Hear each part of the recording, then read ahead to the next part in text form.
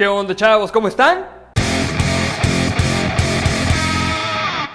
Hay una larga lista de dispositivos de ciencia ficción que se han hecho camino hacia el mundo real. Todo el mundo sabe que las tablets son esencialmente lo que los personajes de Star Trek utilizaban en la serie, pero ahora los científicos aparentemente han decidido utilizar su poder para el mal y se dispusieron a crear una de las armas más preocupantes de la ciencia ficción, el Neuralizer de la película Hombres de Negro.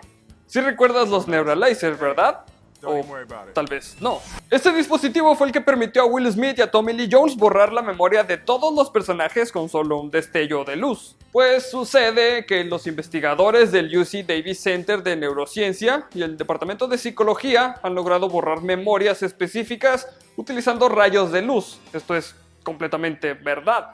Antes de analizar esta investigación, vamos a revisar el proceso de almacenamiento de memorias que ocurre en nuestro cerebro. Al ser los recuerdos la base de nuestra vida como seres humanos, de nuestra capacidad de aprender, para contar historias, incluso de reconocernos entre nosotros, es inquietante pensar que todo esto depende de la masa gelatinosa que se encuentra entre nuestros oídos. Los investigadores han sido capaces de rastrear la memoria hasta el nivel estructural e incluso a nivel molecular, mostrando que las memorias se almacenan a través de muchas estructuras cerebrales en las conexiones entre las neuronas e incluso pueden depender de una sola célula para su estabilidad a largo plazo.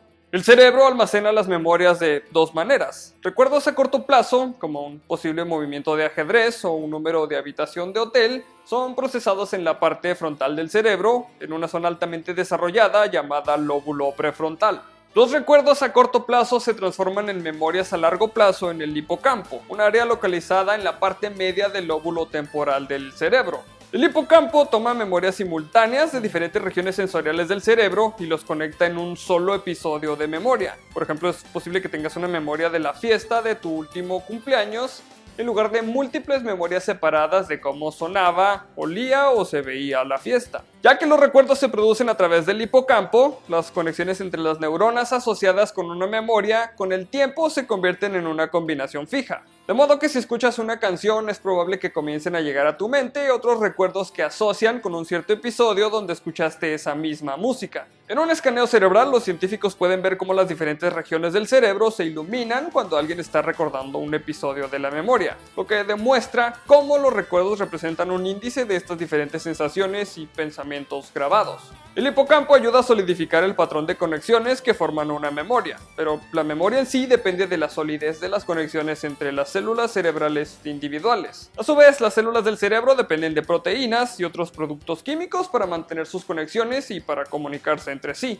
Si recuerdas bien, al principio del video te dije que los científicos ya eran capaces de borrar memorias específicas por medio de un rayo de luz. La mala noticia es que este artefacto no viene en un práctico tubito que puedas cargar en el bolsillo, y tal vez tampoco fui totalmente sincero contigo, ya que esto solamente funciona en ratones genéticamente modificados. En una serie de pruebas presentadas en un paper elaborado por Brian Wilken y Kazumasa Tanaka, los ratones fueron modificados para que sus neuronas brillaran cuando se activaran. Luego se mapeaban las células del hipocampo del ratón que reaccionaban en respuesta a un evento que habían aprendido. Wilken y su colega utilizaron estos ratones modificados genéticamente para probar la teoría de que las neuronas específicas en el cerebro se pueden inhabilitar por medio de la luz. El evento que fue aprendido por los ratones fue el recibir una descarga eléctrica leve cuando los ponían en una jaula en específico. A partir de ese entonces, cada vez que los ponían en esa jaula, los ratones se congelaban del miedo y se quedaban en un solo lugar, en lugar de correr por toda la jaula como normalmente harían.